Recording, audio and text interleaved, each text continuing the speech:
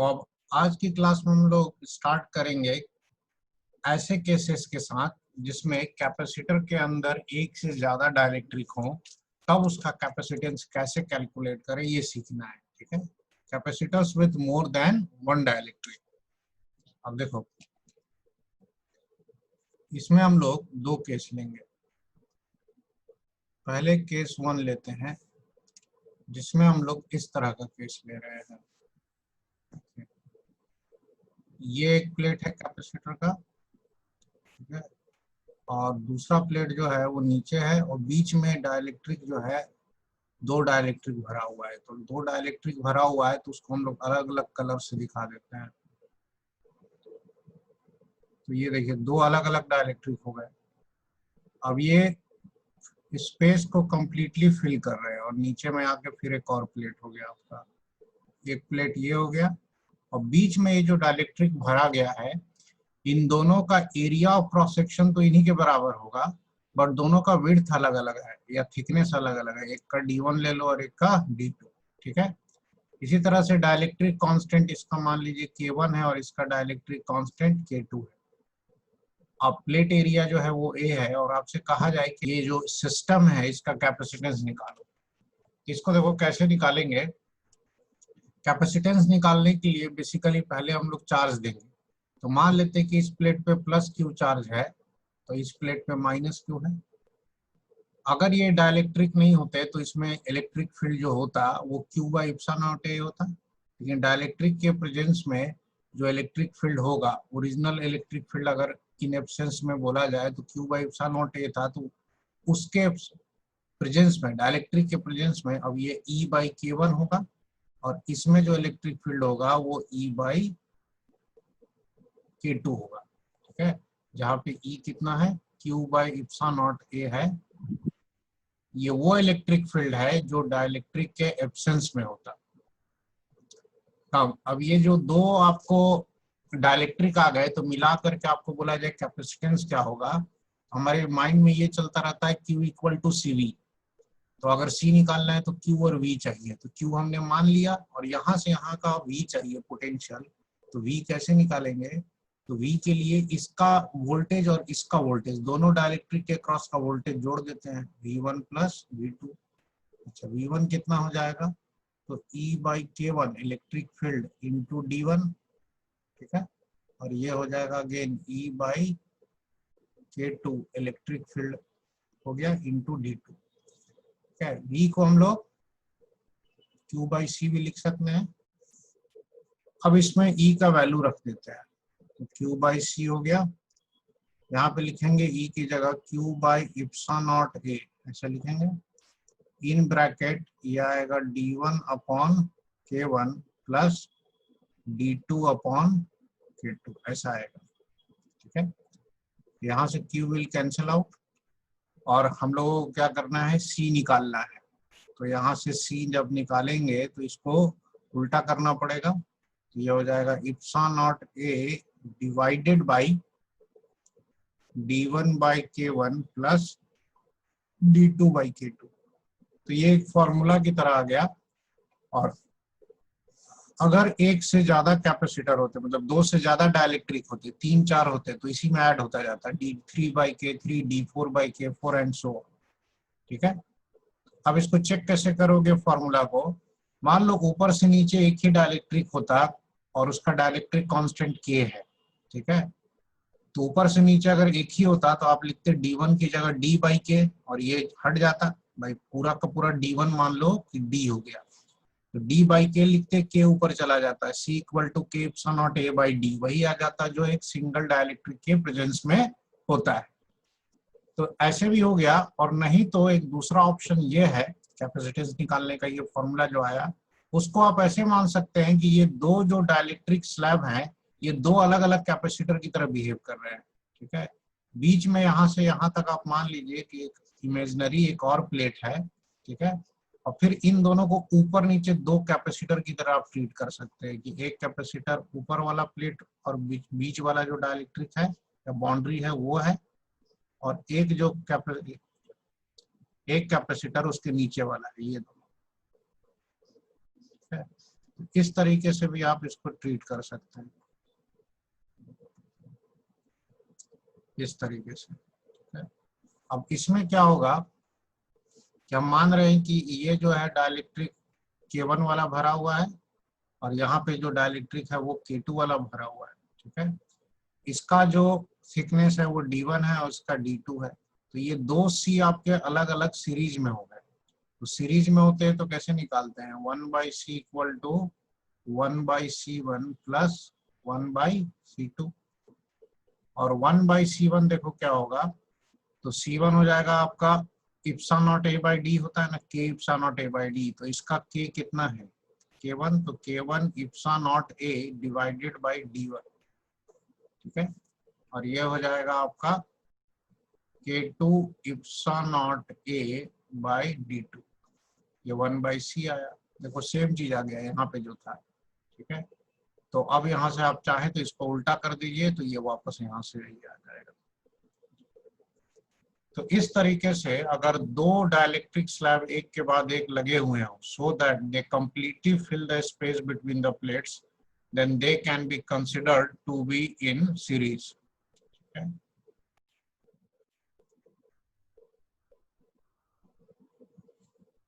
हमारे पास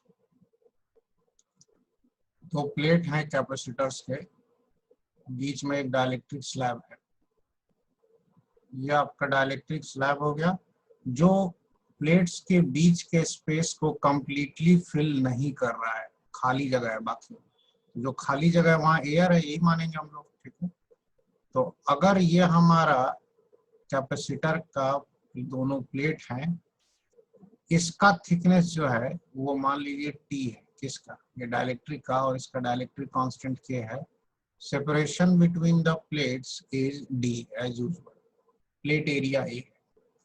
ऐसे केस में कैपेसिटेंस क्या होगा ये निकालना है और डिस्कस करना है, ठीक है। अब देखो बीच का जो खाली स्पेस है, यहाँ दोनों ऊपर नीचे, यहाँ पर आपका इलेक्ट्रिक फील्ड का अगर पहले बात करें तो यहाँ से लेकर के यहाँ तक इलेक्ट्रिक फील्ड आपका ओरिजिनल वाला होगा, Q by Ipsa naught A। अगर आपने इसको चार्ज दिया तो यहाँ भी वही इलेक्ट्रिक फील्ड होगा खाली जगह में, लेकिन डाइलेक्ट्रिक के अंदर बस इलेक्ट्रिक फील्ड जो होगा वो कम होगा और वो E बाई K होगा, ठीक है। हालांकि कैपेसिटेंस निकालने के लिए हमारे पास ऑलरेडी रेडीमेड फॉर्मूला है, तो हम लोग उसको यूज कर लेते हैं। Epsilon naught A divided by D1 by K1 D2 by K2 होता है। तो देखो ये जो T हिस्सा है उतने में तो K डाइलेक्ट्रिक है, तो T बाई K। अभी T हिस्सा हटा दो तो ऊपर और नीचे का जो खाली स्पेस है वो D माइनस T है। D minus T divided by, वहां पे क्या है, वहां कुछ नहीं है तो एयर है, तो K ऑफ एयर लिख सकते हैं। Air is also a dielectric, but air का डाइलेक्ट्रिक कांस्टेंट हम 1 लेंगे वैक्यूम के बराबर। तो हमने क्या किया है, तो नीचे में वो जो D1 बाई K1 था और एक था D2 बाई K2, यही था ना नीचे में डिनोमिनेटर में। तो D1 की जगह हमने ये T ले लिया, ये वाला, और ये जो D2 है उसकी जगह क्या ले लिया, बचा हुआ जगह D माइनस T, ठीक है। ऊपर का और नीचे का दोनों खाली जगह मिला करके D माइनस T है। अब इसको बस वैल्यू पुट कर देना है आपको। तो यहाँ पर K एयर जो है वो 1 होता है, वो पुट कर देंगे तो आ जाएगा Ipsa naught A divided by, ठीक है। यहाँ पे कितना हो जाएगा, T by K plus D minus T, इतना कैपेसिटेंस होगा।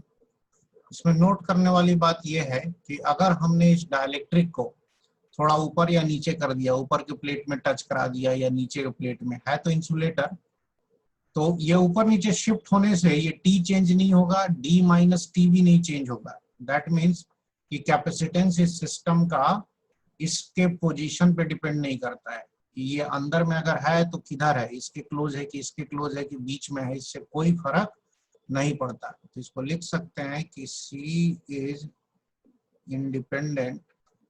independent of position of dielectric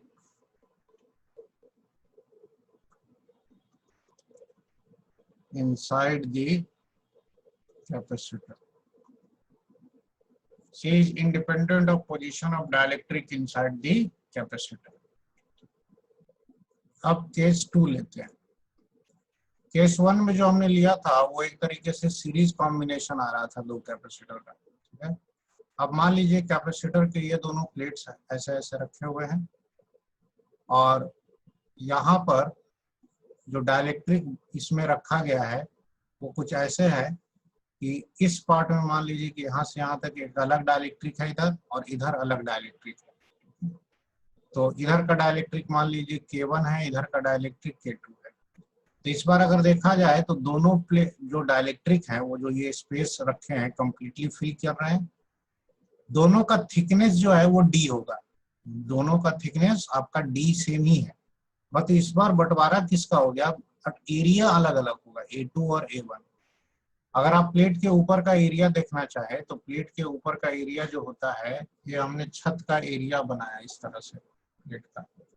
अब जब डाइलेक्ट्रिक आ गया है तो यहाँ से ऐसे टर्मिनल निकला हुआ है ये, तो हुआ क्या कि कुछ एरिया ये ले लिया है ये, तो हो सकता है कि आपका जो एरिया है वो यहाँ से यहाँ तक ऐसे इतना एरिया A1 इधर वाले का हो गया, ठीक है। तो ये हो गया आपका एरिया A1 और ये हो गया आपका एरिया A2 और ये आपका दूसरा प्लेट नीचे से है जो उसी तरह का सिमिलर शेप का होगा, रेक्टेंगुलर प्लेट होगा। तो इस बार देखा जाए तो बंटवारा जो है वो D का नहीं हो रहा है, इस बार बंटवारा आपका एरिया का हो रहा है, ठीक है। तो ये D दोनों के लिए देखो सेम है, एरिया अलग अलग हो गया, ठीक है। अब ऐसे केस में हम लोग क्या करेंगे कि अगर कैपेसिटेंस निकालना है तो ध्यान से सोचो, ये जो दो आपको पार्ट बने हैं अगर यहाँ बीच से कट कर दिया जाए तो ये दो पैरेलल कैपेसिटर आएगा, क्योंकि जो पोटेंशियल डिफरेंस इसके क्रॉस है वही पोटेंशियल डिफरेंस इसके क्रॉस भी होगा, ठीक है। तो हम इसे ऐसे मान सकते हैं कि ये दो ऐसे पैरेलल कैपेसिटर्स हैं, बीच से ऐसे कट कर दो और इसको दो अलग अलग कैपेसिटर मान लो, ठीक है, ऐसे, और इधर वाला इन दोनों को जोड़ दो। तो हमने बीच से कट कर दिया, तो ये आपका C1 हो गया, ये आपका C2 हो गया, इसके अंदर आपका वो K2 वाला डाइलेक्ट्रिक है, इसके अंदर आपका K1 वाला डाइलेक्ट्रिक है। तो जब ये दोनों पैरेलल में है तो आप सीधे लिख सकते हैं C इक्विवेलेंट कितना हो जाएगा, C1 प्लस C2, ठीक है, ये होगा।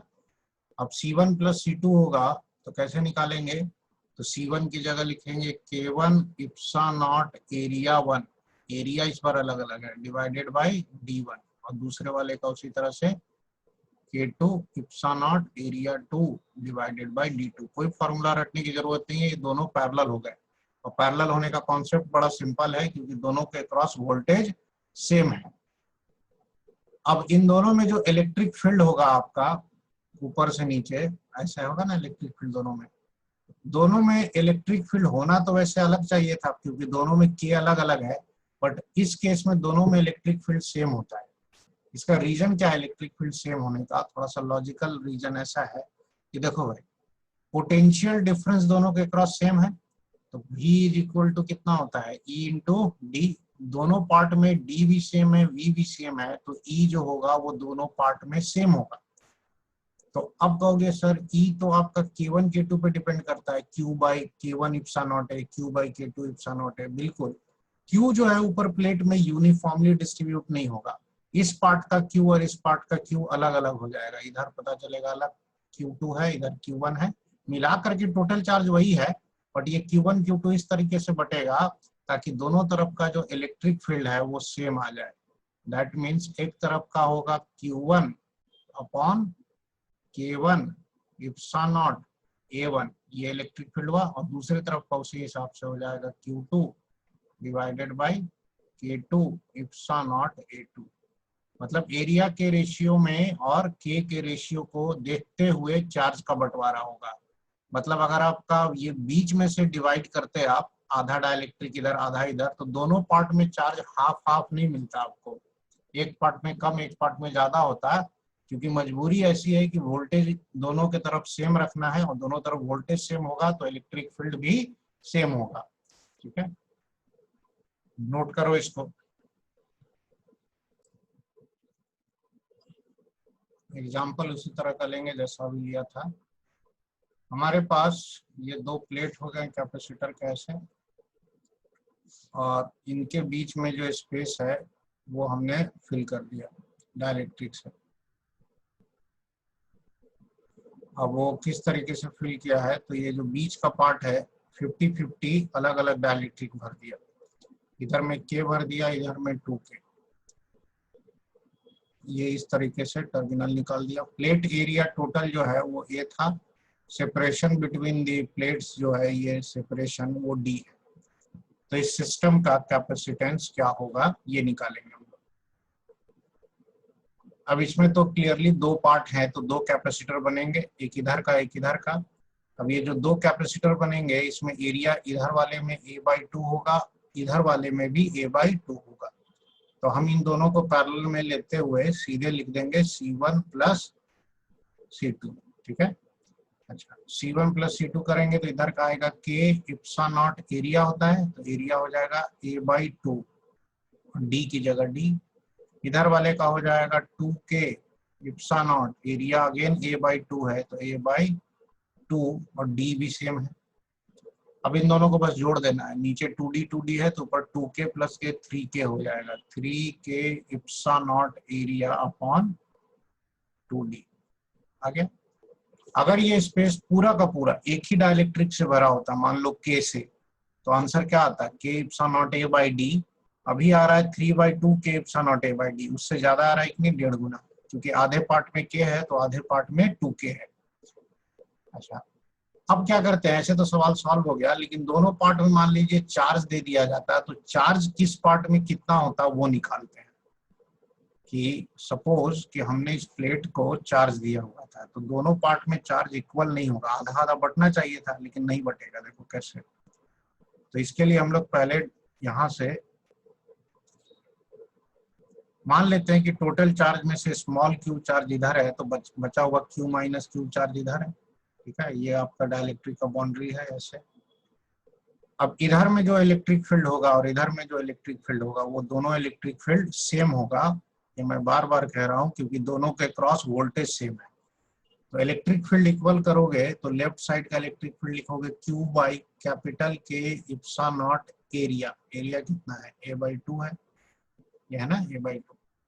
उधर का क्या लिखोगे, तो Q minus Q by K epsilon not A होता है, तो उधर का K है 2K इप्सिलॉन नॉट और एरिया हो गया A/2।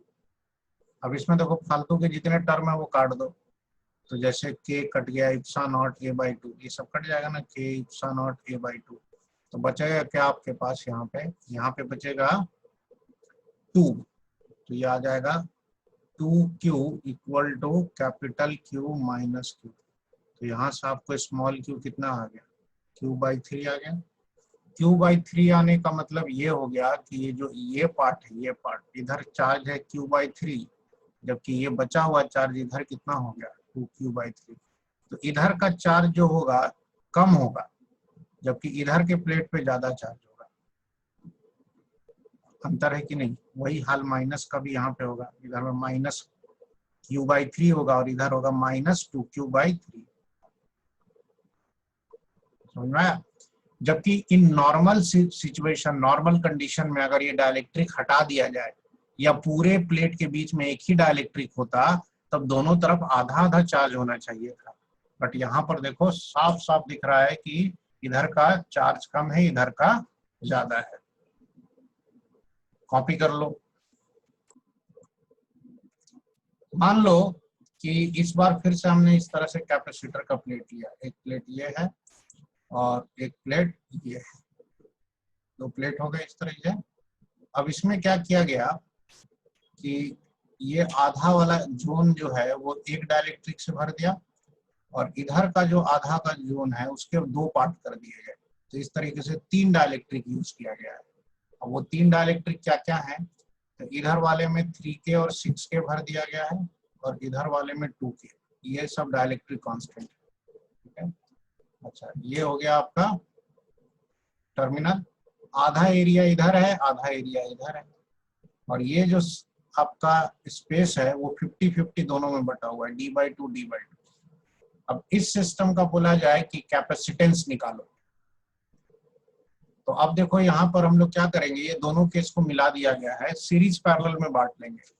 इसको हम 3 कैपेसिटर में कट करेंगे, एक ये 2K वाला, एक 3K वाला और एक 6K वाला।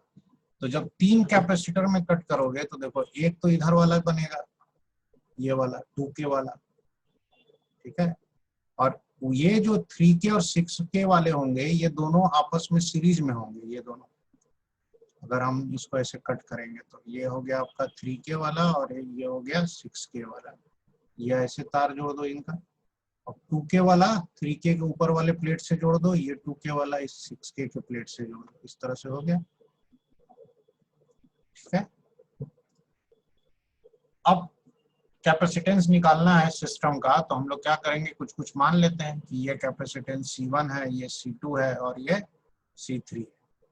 तो सबसे पहले तो ये देखो C1 C2 सीरीज में है और उसके साथ ये पैरेलल में आएगा, ठीक है। ये कॉम्बिनेशन कैसे किया, देखो 2K का ऊपर का प्लेट और 3K का ऊपर का प्लेट आपस में कनेक्टेड है, 2K वाला नीचे का प्लेट 6K के नीचे वाले प्लेट से कनेक्टेड है, वही हमने किया है। तो पहले C1 C2 को मिला लेते हैं, तो C1 C2 को मिला करके इन दोनों का इक्विवेलेंट कितना आएगा, तो इन दोनों का इक्विवेलेंट निकालते हैं। पहले कैसे लिखेंगे, तो अच्छा C इक्विवेलेंट सीधा पहले लिख देते हैं। C इक्विवेलेंट कितना हो जाएगा, C3 के साथ ये दोनों पैरेलल में है, तो C1 C2 by C1 plus C2 ये होगा, ये दोनों का सीरीज, उसके साथ C3 पैरेलल। जहां तक C1 का सवाल है, C1 ये है, ये होगा 3K इप्सिलॉन नॉट, एरिया कितना लेंगे A/2 और D की जगह D/2। इसी तरह C2 कितना लेंगे, तो 6K इप्सिलॉन नॉट, एरिया भी A/2 और डिस्टेंस बिटवीन प्लेट D/2। और C3 जो है ये वाला, ये एरिया है, पहले तो 2K इप्सिलॉन नॉट, एरिया इसका भी A/2 होगा, लेकिन इसका distance between the plates D है, तो ये D हो गया। तो ये तीनों मैंने लिख दिया है, वही तीनों आपको यहाँ पुट करना होता है। तो असली मुद्दा है ये समझना कि दो यहाँ पर सीरीज है, उसके साथ एक पैरेलल है। अब जो है एक दो केसेस ऐसे करेंगे हम लोग, स्पेशली जेई वालों के लिए है, कि जिसमें के वेरिएबल होगा और आपको इंटीग्रेशन का हेल्प लेना पड़ेगा। बिना इंटीग्रेशन को काम जो आपका सी है वो कैलकुलेट नहीं होगा। जैसे मान लीजिए कि k इक्वल टू लिख दिया जाए k not 1 plus x by L, और ये जो k है ये वेरिएबल है, दिख रहा है, x का फंक्शन है। उसमें दिया है कि जैसे ये कैपेसिटर का प्लेट है आपका, इस तरीके से एक प्लेट इधर है और दूसरा प्लेट मान लीजिए कि यहाँ पे है ऐसे नीचे में।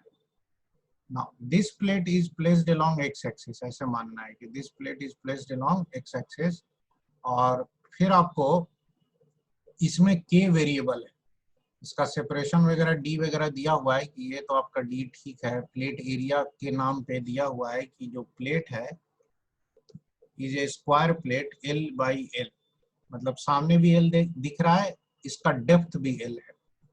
तो अगर इसका बोला जाए कि कैपेसिटेंस निकालो, ठीक है, तो कैपेसिटेंस निकालने में इसमें प्रॉब्लम क्या है, देखो इसको ओरिजिन माना हुआ है और ये जो प्लेट है, this plate is lying along x axis, ऐसा एज्यूम किया हुआ है। तो जैसे जैसे आप ओरिजिन से आगे जाएंगे ऐसे आपका के चेंज हो रहा है, तो ऐसे केस में आपको एलिमेंट लेना पड़ेगा। अब एलिमेंट कैसा लेंगे, ऑफ कोर्स एक ऐसा एलिमेंट लेंगे जिसका हम सी निकाल सके। तो एलिमेंट दो तरीके से लिए जाते हैं, या तो हॉरिजॉन्टल या तो वर्टिकल। हम इस केस में वर्टिकल एलिमेंट ऐसे लेंगे, ऐसे इससे छोटा सा एलिमेंट एक लेंगे, x दूरी पे dx थिकनेस का एक स्ट्रिप कट करेंगे, क्योंकि इसमें पूरे में डाइलेक्ट्रिक भरा हुआ है। अब कहोगे कि ऐसा क्यों कट किया, क्योंकि ये जो आपका dx थिकनेस लिया है x दूरी पर, ये एक छोटा सा कैपेसिटर बन गया एक तरीके से। इसका अगर आप कैपेसिटेंस निकाल के इंटीग्रेट कर दे तो टोटल का कैपेसिटेंस आ जाएगा, ठीक है। अब ये जो छोटा सा हमने लिया है पार्ट, इसमें k हर जगह सेम होगा, क्योंकि k x का फंक्शन। तो जैसे जैसे आपका x बढ़ रहा है, आगे जाने पे k चेंज हो रहा है, लेकिन ऐसे ऊपर जाने पे तो k चेंज नहीं हो रहा है ना। तो ये जो छोटा सा पार्ट बनेगा, ये अपने आप में एक छोटा सा कैपेसिटेंस हो जाएगा। इसको आप ऐसे मान सकते हैं।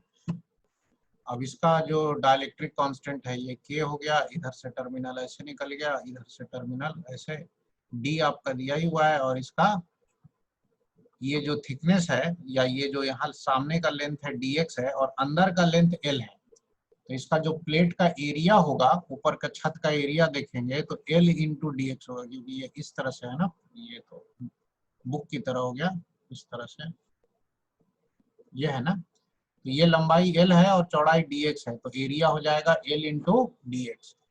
तो पहले हम इस छोटे से पार्ट का कैपेसिटेंस लिखते हैं dc, तो क्या लिखेंगे k epsilon not area bye d होता है, तो एरिया की जगह यहाँ dA लिखेंगे और डिस्टेंस बिटवीन द प्लेट्स तो अपनी जगह ठीक ही है, वो तो पूरा का पूरा d सही है। अब यहाँ पर हो जाएगा ये इप्सिलॉन नॉट बाय d, ये दोनों कांस्टेंट है, k की जगह आप क्या लिखेंगे, तो k not 1 plus x by L, इस तरह से लिखेंगे। और ये जो dA है, dA कितना होगा, तो l इंटू डी एक्स होगा। तो ये आपका जो कैपेसिटेंस आया वो एक पार्ट का आया।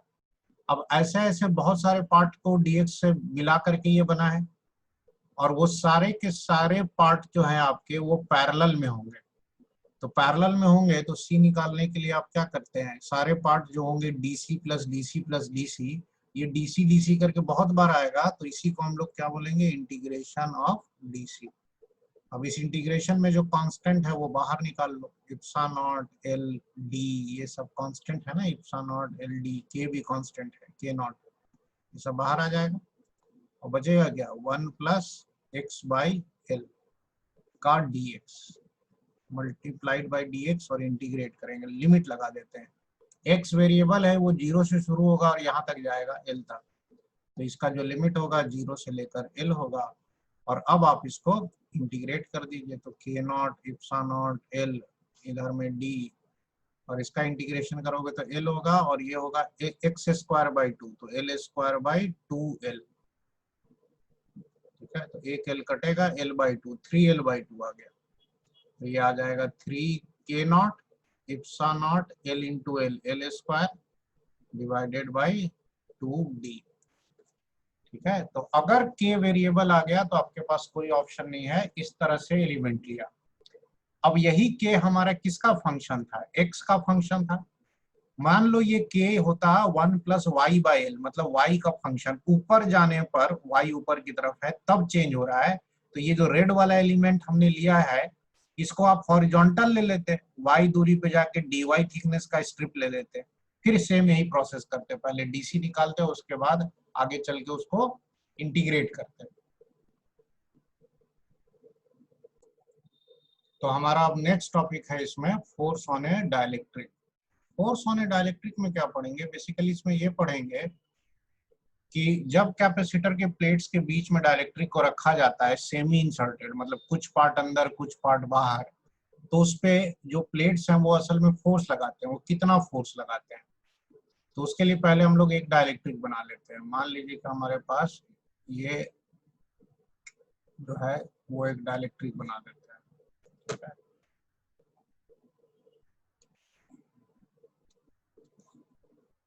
ये एक डाइलेक्ट्रिक है, कोई भी डाइलेक्ट्रिक जो होता है वो ईंट की तरह रेक्टेंगुलर शेप में मान लो।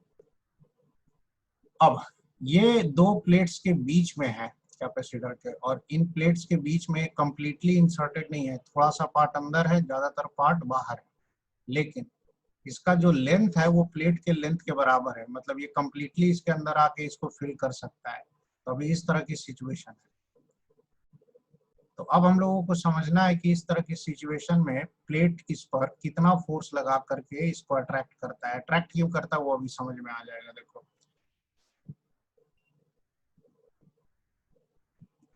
पहले तो इस प्लेट को और इस प्लेट को हम लोगों ने एक बैटरी से कनेक्ट कर दिया ताकि इस पे चार्ज रहे, ठीक है। तो बैटरी मान लो ये है V, और यहाँ से इसको कनेक्ट कर दिया। ये डाइलेक्ट्रिक कांस्टेंट के ले लो इसका। अच्छा, अब जो चार्ज आएगा, चार्ज कहाँ आता है, प्लेट के अंदरूनी वाले हिस्से पे आता है। तो प्लेट के अंदरूनी हिस्से पे जो चार्ज आएगा, इस पे प्लस प्लस ऐसे चार्ज होगा ना यहाँ पे, और इधर भी होगा माइनस माइनस माइनस, ऐसा नहीं है इधर भी होगा, यहाँ भी होगा, ऐसा बात नहीं है, इधर भी माइनस माइनस माइनस होगा।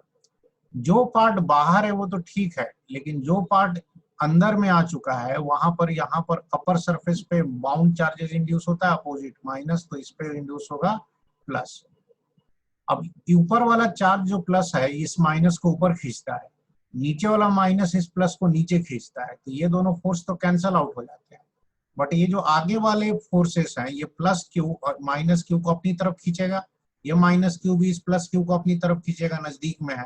तो कुल मिला करके क्या होता है कि डाइलेक्ट्रिक पे एक नेट फोर्स अंदर की तरफ लगता है इसे, ठीक है। और यही नेट फोर्स हमें कैलकुलेट करना है कि कितना लगता है। तो हम मान लेते हैं कि जो हमारा प्लेट है सामने से जो दिख रहा है वो रेक्टेंगुलर प्लेट है L/B का, मतलब सामने से आपको L दिख रहा है और इसका जो विड्थ है B that is into the board. अगर x लेंथ में डाइलेक्ट्रिक है तो बाकी का जो L माइनस x लेंथ है यहाँ तक वो खाली है, ऐसे समझ लो। अब हमें ये फोर्स का एक्सप्रेशन कैसे निकालेंगे, उसके लिए हम लोग देखो क्या कॉन्सेप्ट यूज करेंगे कि अगर हमने यहाँ डाइलेक्ट्रिक को इस तरह से ले जाके छोड़ दिया और ग्रेविटी फ्री स्पेस है, नेग्लेक्ट ग्रेविटी, तो ये फोर्स उसको सडनली खींच लेगा अंदर, ठीक है, खींच लेगा सडनली अंदर। तो ये कैपेसिटर अंदर आ करके रुकेगा नहीं, ड्यू टू मोशन ये बाहर निकल जाएगा, और जब ये बाहर की तरफ जाएगा तो ये फोर्स फिर से वापस पीछे खींचता है, तो ये एक्सलरेट करेगा और ये ऑसिलेट करने लगेगा। हम ये सबसे बचना चाहते हैं तो हम लोग क्या करेंगे कि पीछे से equal amount of external force लगा सकते हैं कि नहीं, ठीक है। This external force will be equal to F, ताकि इसको हम पकड़ के रख सकें। और हम अगर इस दोनों फोर्स को इक्वल रखते हुए इसको धीरे धीरे रिलीज करें कि भाई हड़बड़ाना नहीं है, आराम से अंदर अंदर स्लोली जो है मूव करो, तो जैसे जैसे ये अंदर जाएगा आप देखिए इसमें क्या होगा, जैसे ये हल्का सा आगे जाएगा सिस्टम का कैपेसिटेंस चेंज होगा। क्यों? क्योंकि जब ये कैपेसिटर खाली होता है तो कैपेसिटेंस C था, जब डाइलेक्ट्रिक आके कंप्लीटली फिल कर देगा तो कैपेसिटेंस KC हो जाएगा। तो जैसे जैसे ये इन हो रहा है कैपेसिटेंस बढ़ रहा है, तो कैपेसिटेंस के बढ़ने से क्या होता है ना कि हल्का हल्का चार्ज बैटरी से फ्लो होता रहता है। तो हम लोग क्या करेंगे कि पहले तो अभी का फिलहाल का इसका कैपेसिटेंस क्या है वो निकाल लेते हैं। तो देखो ये हमारा केस 2 जैसा है, आधे पार्ट में या x पार्ट में डाइलेक्ट्रिक है और x पार्ट बाकी L माइनस x पार्ट में एयर है। तो अगर अभी कैपेसिटेंस निकालना है तो दोनों पार्ट पैरेलल में है, तो इसको C1 प्लस C2 कर दो। अब C1 इधर वाला पार्ट जो है उसको क्या लिखोगे, तो K epsilon not into area. अब ध्यान से देखना, एरिया हम LX लिख रहे हैं और नीचे में D होगा। कहोगे कि ये कहाँ से LX आया, खुद ही सोचो। अगर ये x है और जो LX नहीं इसको BX लिखेंगे। BX क्यों लिखेंगे, क्योंकि ये जो रेक्टेंगुलर प्लेट है ये सामने L है और इसका अंदर का तरफ जो ये गहराई है ये B है। तो आपका प्लेट यहाँ तक आया है, तो ये x है और ये B है, तो ये एरिया ले रहे हैं ना, ये वाला बचा हुआ L माइनस x और ये वाला B मिलके ये दूसरा वाला एरिया होगा, ठीक है। तो दूसरे वाला कैपेसिटेंस का क्या लिखेंगे, तो उसमें तो K कुछ नहीं है, एयर है, तो लिखेंगे सिर्फ Ipsa naught B into length कितना है L minus x divided by D, ये दूसरे वाले का कैपेसिटेंस हुआ C। जैसे ही डाइलेक्ट्रिक हल्का सा अंदर चलेगा कैपेसिटेंस जो है वो चेंज होगा, और कैपेसिटेंस चेंज होगा तो अंदर में थोड़ा सा बैटरी से चार्ज फ्लो होगा। तो as the dielectric moves inside by dx, let dq charge flows through the cell, ठीक है। एज डाइलेक्ट्रिक मूव्स, स्लोली लिख देते हैं, एकदम स्लोली जा रहा है ये, slowly inside by dx let dq charge flows through the cell। तो यहाँ से ये जो dq चार्ज आ रहा है ये इसके आने की वजह से और इसके स्लोली अंदर की जाने की वजह से नेट वर्क डन देखो सिस्टम पे किसका किसका हो रहा है। पहले तो ये इंटरनल फोर्स है, इसका वर्क डन नहीं लिखेंगे, लिखेंगे work done by external agent plus work done by cell होगा battery is equal to change in potential energy of this system, net work done equal to delta U. इस case में heat loss नहीं होगा क्योंकि हम लोग dielectric को इतना स्लोली ले जा रहे हैं कि ये जो चार्ज आ रहा होगा वो बहुत धीरे धीरे आ रहा है, तो जब rate of flow of charge बहुत कम होता है तो करंट जो है that will B negligible. Current बहुत कम होगा तो हीट आई स्क्वायर आर टी आप नेग्लेक्ट कर सकते हैं, जीरो ले सकते हैं। तो अब इन सबके आगे जो है ना वो डी लगाना होगा आपको। तो सबके आगे डी लगा देते हैं। तो देखो डी लगा देंगे तो ये हो गया डी यू, ये लगा देंगे डी डब्ल्यू और ये भी हो गया डी डब्ल्यू। जब डी एक्स चला है तो एफ एक्सटर्नल हो जाएगा minus F D x. Minus F D x क्यों होगा? क्योंकि एफ एक्सटर्नल एफ के बराबर है, फोर्स इधर लग रहा है और डी एक्स इधर है। वर्क डन बाय सेल जो होता है वो होता है एक्स्ट्रा जितना चार्ज सप्लाई किया इनटू ईएमएफ होता है वी। और डी यू जो होगा वो कैसे लिखेंगे? तो इसके अक्रॉस पोटेंशियल कांस्टेंट है तो हाफ सी वी स्क्वायर होता है ऐसे। तो डी यू लिखना होगा तो आपको लिखना होगा half D C into V square, क्योंकि इसके अंदर आने से सी चेंज हो गया है। तो half change in C D C into V square. अब देखो minus F D X, D Q कितना होगा? तो डी क्यू जो होगा कितना होगा? ऐसे तो क्यू होता है सी इंटू वी, तो डी क्यू करेंगे तो सी और वी में देखो वी कांस्टेंट है, ये क्या हो जाएगा? डी सी इंटू वी होगा। तो यहाँ पे हम लोग लिख देंगे D C into V, that is D C into V square is equal to half D C into V square. तो यहाँ से आपको एफ डी एक्स जो आएगा, एफ डी एक्स, ठीक है, that will be equal to half D C into V square. ठीक है, और फिर यहाँ से आगे हम लोग इसको सॉल्व कर लेते हैं। तो हमें एफ चाहिए था, तो एफ का एक्सप्रेशन क्या हो जाएगा? Half D C by D X into V square, ये आया। और D C by D X हम यहाँ से निकालेंगे क्योंकि सी हमारा निकला हुआ है, तो ये हो जाएगा half D C by D X. तो epsilon naught B by D दोनों में कॉमन है तो इसको हटा दो, epsilon naught B by D. ठीक है, एक्स का डिफरेंशिएशन करोगे तो यहाँ पे 1 आएगा तो यहाँ बचेगा, ठीक है, और यहाँ पर एल का 0 होगा और यहाँ माइनस एक्स है तो के माइनस 1 और लास्ट में एक वी स्क्वायर बचेगा। तो फाइनली आपका फोर्स का एक्सप्रेशन ऐसा आएगा। और यही एक्सप्रेशन आपको न्यूमेरिकल में यूज करना है, नोट कर लो। अब देखो एससी वर्मा में इस कॉन्सेप्ट पे 2-3 न्यूमेरिकल है, एक एक करके करते हैं।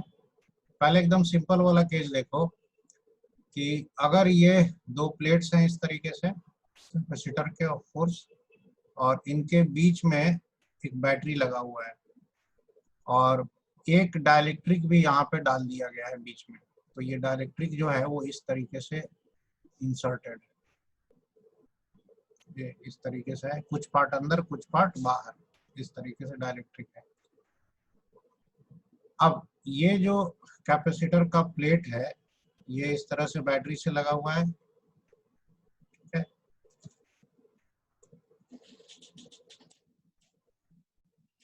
ये V हो गया। और क्वेश्चन में दिया है कि ये जो प्लेट है that plate is L by B, L by B, same rectangular plate है। यहाँ पर पीछे से एक वायर लगा करके, यहाँ से ऐसे एक वायर लगा हुआ है, ठीक है, और ये वायर टर्न हो करके फिर ये नीचे आया हुआ है और यहाँ पर सपोज एक ब्लॉक लगा हुआ है,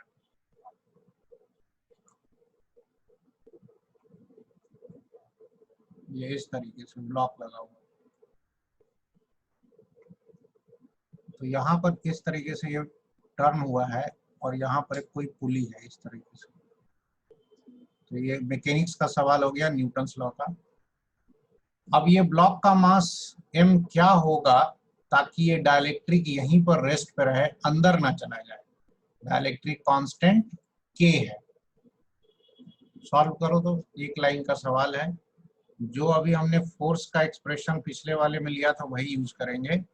इस पे जो mg होगा वो नीचे लग रहा होगा और वो डाइलेक्ट्रिक को नीचे खींच रहा है, बट ये डायरेक्टली नीचे क्यों नहीं जा रहा है? क्योंकि प्लेट के बीच में जो फोर्स होगा वो फोर्स इस पे किधर लग रहा होगा?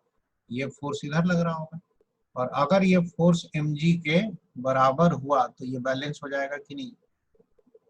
अब ये फोर्स लिखने का एक्सप्रेशन क्या है, तो देखो वो एक्सप्रेशन याद रहता नहीं है, ये है ना expression F equal to 1/2 epsilon naught B by D के minus 1 V square. V battery का है, B जो है वो ब्रेड्थ है किसका, या विड्थ है आपके प्लेट का, L का जरूरत नहीं पड़ता है, D आपका डिस्टेंस बिटवीन द प्लेट्स है, K आपका डाइलेक्ट्रिक कांस्टेंट है।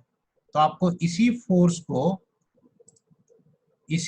को इस क्वेश्चन में mg के बराबर कर देना है, एज सिंपल एज दैट, कर दीजिए।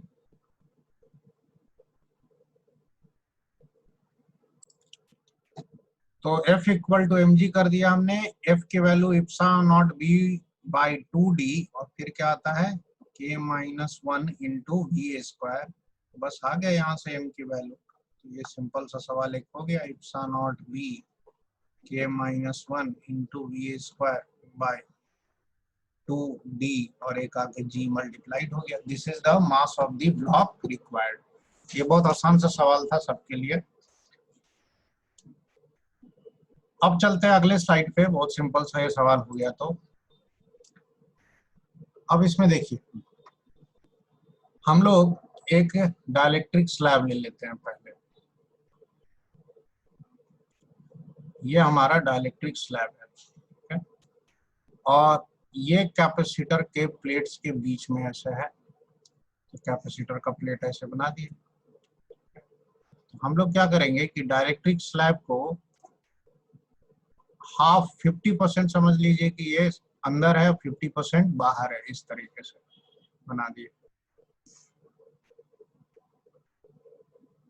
इस तरीके से 50% अंदर है, 50% बाहर है। और एज यूजुअल इसमें वो बैटरी लगा हुआ है, तो ये आपका ऊपर में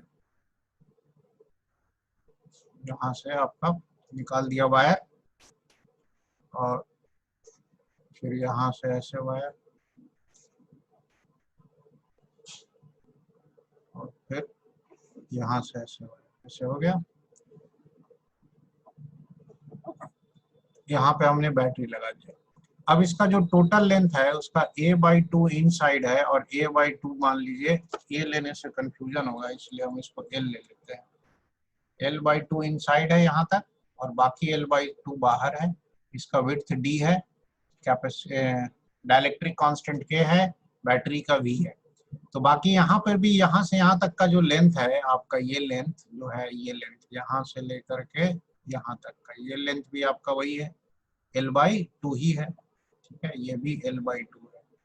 जब यहाँ से इसको रिलीज किया जाएगा रेस्ट से, मतलब इनिशियल वेलोसिटी 0 छोड़ दिया जाएगा, तो ये क्या होगा कि जो इस पे फोर्स लगता है वो खींच के अंदर लाएगा। तो जस्ट आफ्टर रिलीज इसका एक्सेलरेशन क्या होगा, वो निकालना, एक्सेलरेशन क्या होगा, ठीक है? उसके बाद जब ये एक्सेलरेट करके बीच में आ जाएगा, तो जब कंप्लीटली स्पेस को फिल कर देता है तब फोर्स 0 हो जाता है, बट ड्यू टू मोशन ये वहां रुकेगा नहीं, ये आगे निकल जाएगा। और अगर आगे निकल गया तो फिर इस डाइलेक्ट्रिक को ये कैपेसिटर वापस अंदर की तरफ खींचता है, तो वापस अंदर खींचेगा तो ये आगे चल के रुकेगा और ये वापस आएगा। तो इसका हमें निकालना है कि मैक्सिमम वेलोसिटी क्या होगा रास्ते में, और फिर लास्ट में निकालेंगे कि इसका टाइम पीरियड ऑफ ऑसिलेशन क्या होगा। तो ये सारी चीजें निकालनी है, पहले एक बार खुद से ट्राई करो। तो एक एक करके, सबसे पहले तो एक्सेलरेशन की अगर बात करें तो वो F/m होता है, ठीक है? प्लेट के बारे में यहाँ पे लिखना छूट गया, प्लेट जब तक बोला ना जाए हमेशा वही ले लेंगे। Plate is equal two rectangular plate l/b, सामने l है तो अंदर में b है। फोर्स का फॉर्मूला आपको याद ही था, नहीं याद है तो अपना फिर से देख लो। फोर्स का फॉर्मूला क्या था, epsilon naught B/2D K minus 1 V square, ठीक है? अब इसी फोर्स को बस मास से डिवाइड कर देना है, तो एक्सेलरेशन आ जाएगा। तो लिखने की जरूरत नहीं है, ए रहने दो, आ जाएगा ये। अब चलो लिख ही लेते हैं, epsilon naught B/b K minus 1 into V square by, नीचे 2D था, साथ में एक m भी आ गया, तो 2md हो गया। अब ये देखो एक्सेलरेशन जो है ये कांस्टेंट है, वेरिएबल एक्सेलरेशन नहीं है, क्योंकि इसमें जितनी भी चीजें हैं, बैटरी का वोल्टेज हुआ, मास हुआ, b हुआ, इप्सा नॉट, सब कांस्टेंट है। तो तो ये तो अच्छी बात है ना, अगर एक्सेलरेशन कांस्टेंट है तो पार्टिकल के लिए आप काइनेमेटिक्स के इक्वेशन लगा सकते हैं, v equal to U plus A T, S equal to U T plus half A T square. तो अब आपको सोचना है कि इसका मैक्सिमम स्पीड कब आएगा। तो मैक्सिमम स्पीड तब आएगा जब ये डाइलेक्ट्रिक एकदम मीन पोजीशन पे पहुंचेगा। और मीन पोजीशन क्या होगा, दोनों प्लेट के ठीक बीचों बीच जब पहुंचेगा। तो ये जैसे ऊपर वाला प्लेट हुआ, ठीक है, ये नीचे वाला प्लेट हुआ, और ये एकदम ठीक जब बीच में क्रॉस कर रहा होगा उस समय इसकी वेलोसिटी सबसे ज्यादा होगी। ठीक है, उस समय इसकी वेलोसिटी सबसे ज्यादा होगी, क्योंकि एक बार ये प्लेट को क्रॉस करके बाहर निकलने लगा तब उसके बाद वेलोसिटी कम होने लगेगी। तो वहां तक जाने के लिए इसका डिस्प्लेसमेंट कितना होना चाहिए, L/2। डिस्प्लेसमेंट और एक्सेलरेशन पता है तो हम फॉर्मूला लगा लेते हैं, v square minus U square equal to 2as, ऐसे लगा सकते हैं ना। तो यहाँ से u तो 0 है तो ये आ जाएगा 2a, और s की जगह याद रखना L/2 होगा। कितना चलना है इसको, L/2। तो ये 2 कट गया, √al आ गया, a आपका ऊपर रखा हुआ है, तो ये सॉल्व हो गया।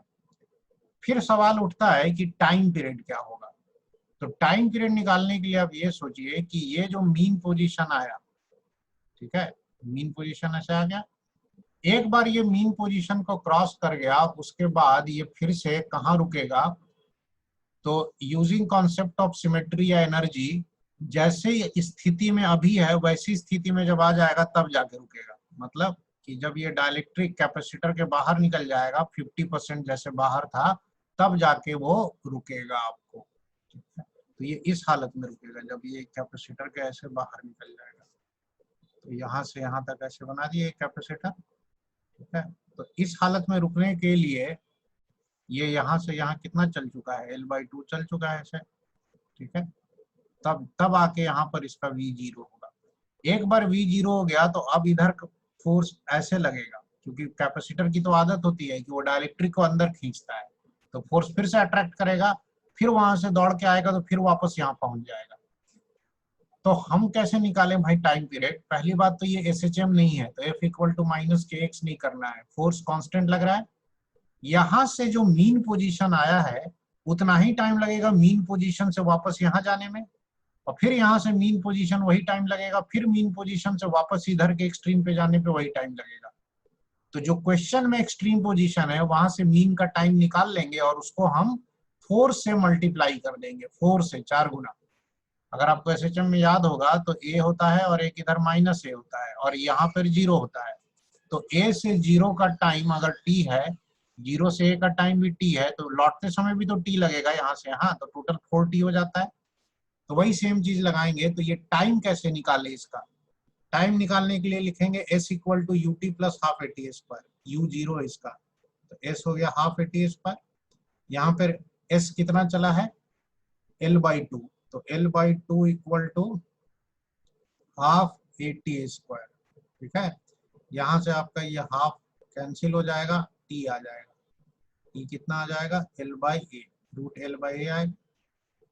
अब हड़बड़ी में ये मत लिख देना, ये आपका आंसर नहीं है। टाइम पीरियड होगा ऑसिलेशन का 4t, एंड प्लीज नोट कि this is not a SHM, ये SHM नहीं है क्योंकि फोर्स इस पे कांस्टेंट लग रहा है।